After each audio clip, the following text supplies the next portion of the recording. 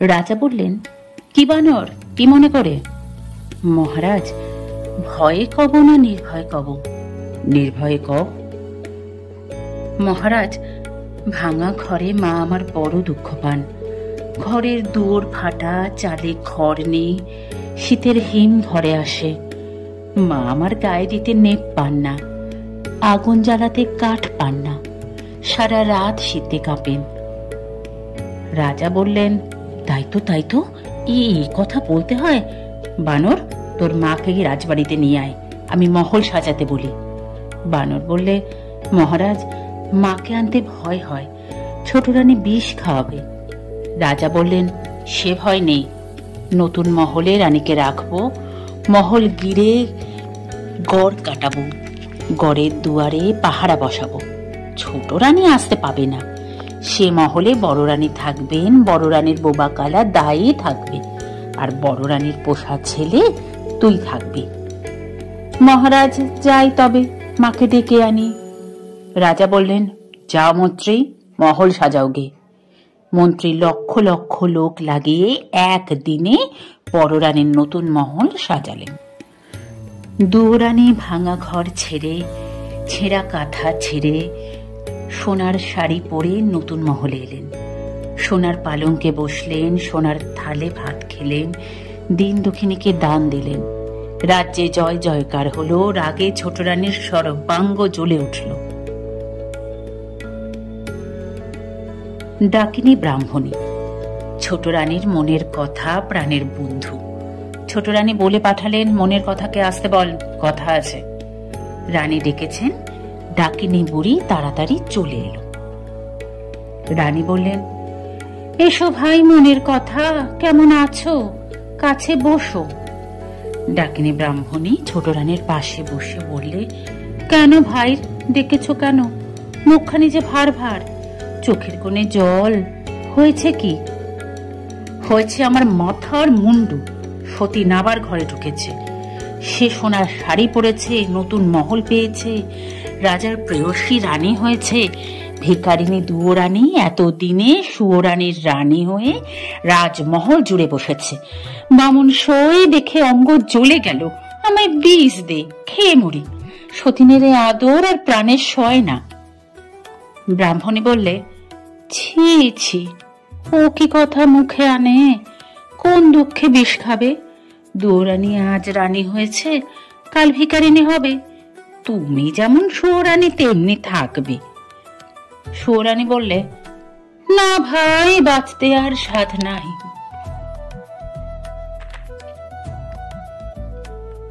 আজ বাদে কাল দুয়োরানীর ছেলে হবে, সে ছেলে রাজা হবে। লোকে বলবে, আহ, দুয়োরানী রত্নগর্ভা, রাজার মা হলো। আর দেখো না, পোড়ামুখে সুয়োরানী মহারাজের সুয়োরানী হলো, তবু রাজার কোলে দিতে ছেলে পেল না। ছি ছি, অমন অভাগীর মুখ দেখে না, নাম করলে সারাদিন উপোস যায়। ভাই, এ গঞ্জনা প্রাণে সবে না, তুই বিষ দে, আমি খাই, নয়তো সতীনকে খাওয়াই। ব্রাহ্মণী বললে, চুপ কর রানী, কি কোন দিক থেকে শুনতে পাবে? ভাবনা কি, চুপি চুপি বিষ এনে দেব, দুয়োরানীকে খেতে দিও। এখন বিদায় দাও, বিষের সন্ধানে যাই।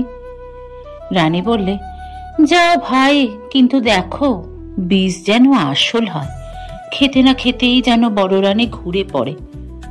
ডাকিনী বললে, ভয় নেই গো, ভয় নেই, আজ বাদে কাল বড় রানীকে বিষ খাওয়াবো, জন্মের মতো মা হওয়ার স্বাদ গোছাবো, তুমি নির্ভয়ে থাকো। ডাকিনী বিষের সন্ধানে গেল। বনে বনে খুঁজে খুঁজে ভর সন্ধেবেলা ঝোপের আড়ালে ঘুমন্ত সাপকে মন্ত্রে বশ করে তার মুখ থেকে কালকুট বিষ এনে দিল। ছোট রানী সেই বিষে মুগের নাড়ু, ক্ষীরের ছাঁচ, মতিচুর মেঠাই গড়লেন। একখানা থালা সাজিয়ে ডাকিনী ব্রাহ্মণীকে বললেন, ভাইয়া কাজ কর, এই বিষের নাড়ু বড় রানীকে বেঁচে আয়। ব্রাহ্মণী থালা হাতে বড় রানীর নতুন মহলে গেল।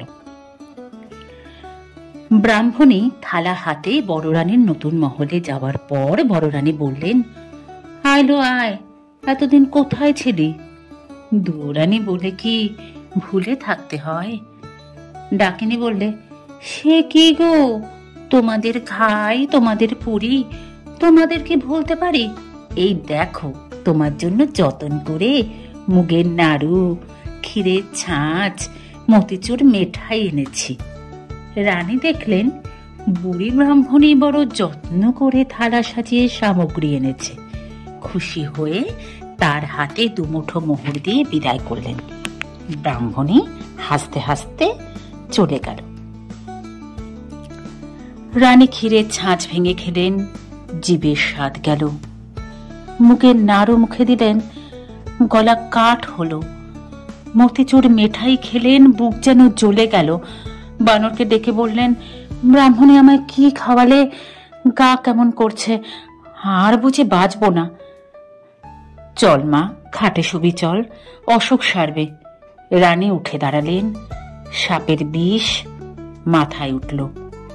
রানী চোখে আঁধার দেখলেন, মাথা টলে গেল। সোনার প্রতিমা শানের উপর ঘুরে পড়লেন। বানর রানীর মাথা কোলে নিলে, হাত ধরে নাড়ি দেখলে, চোখের পাতা খুলে দেখলে রানী অজ্ঞান, অসাড়। বানর সোনার প্রতিমা বড় রানীকে সোনার খাটে শুইয়ে দিয়ে ওষুধের সন্ধানে বনে ছুটে গেল। বন থেকে কে জানে কি লতা পাতা, কোন গাছের কি শিকড় এনে শিলে বেটে বড় রানীকে খাওয়াতে লাগলো। রাজবাড়িতে খবর গেল বড় রানী বিষ খেয়েছেন। রাজা উঠতে পড়তে রানীর মহলে এলেন।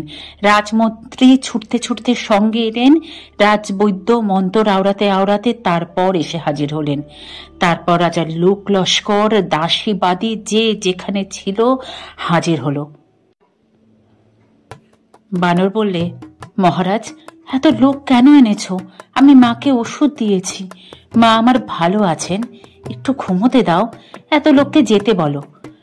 রাজা বিষের নাড়ু পরখ করিয়ে রাজবৈদ্যকে বিদায় করালেন। রাজ্যের ভার দিয়ে রাজমন্ত্রীকে বিদায় করলেন। বড় রানীর মহলে নিজে রইলেন। 3 দিন 3 রাত বড় রানী অজ্ঞান। 4 দিনের দিন জ্ঞান হলো। বড় রানীর চোখ মেলে চাইলেন। বানর রাজাকে এসে খবর দিল, মহারাজ, বড় রানী সেরে উঠেছে, তোমার একটি রাজ চক্রবর্তী ছেলে হয়েছে। রাজা বানরকে হীরের হাড় খুলে দিয়ে বললেন, চলো বানর, বড় রানী আর বড় রানীর ছেলেকে দেখে আসি। বানর বললেন, মহারাজ, গণনা করেছি ছেলের মুখ এখন দেখলে তোমার চক্ষু অন্ধ হবে, ছেলের বিয়ে হলে মুখ দেখো। এখন বড় রানীকে দেখে এসো, ছোট রানী কি দুর্দশা করেছে। রাজা দেখলেন বিষের জ্বালায় বড় রানীর সোনার অঙ্গ কালি হয়ে গেছে। রানী পাতাখানার মতো পড়ে আছে। রানীকে আর চেনা যায় না। রাজা রাজবাড়িতে এসে ছোট রানীকে প্রহরী খানায় বন্ধ করলেন। তার ডাকিনী বুড়িকে মাথা মুড়িয়ে ঘোল ঢেলে উল্টো গাধার চড়িয়ে দেশের বার করে দিলেন। তারপর হুকুম দিলেন, মন্ত্রী, আজ বড় শুভ দিন, এতদিন পর রাজ চক্রবর্তী ছেলে পেয়েছি। তুমি পথে পথে আলো জ্বালাও, ঘরে ঘরে বাজি পোড়াও, দিন দুঃখীকে ডেকে রাজ ভাণ্ডার লুটিয়ে দাও, রাজ্যে যেন একটি ভিখারিও না থাকে। মন্ত্রী রাজার আজ্ঞায় নগরের পথে পথে আলো দিলেন, ঘরে ঘরে বাজি পোড়ালেন, দিন দুঃখীকে রাজ ভাণ্ডার লুটিয়ে দিলেন। রাজ্যে জয় জয়কার হলো।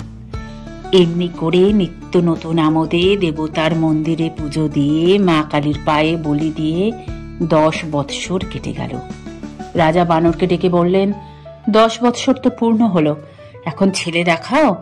বানর বলেন, আগে ছেলের বউ ঠিক করো, তারপর বিয়ে দাও, তারপর মুখ দেখো, এখন ছেলে দেখলে অন্ধ হবে।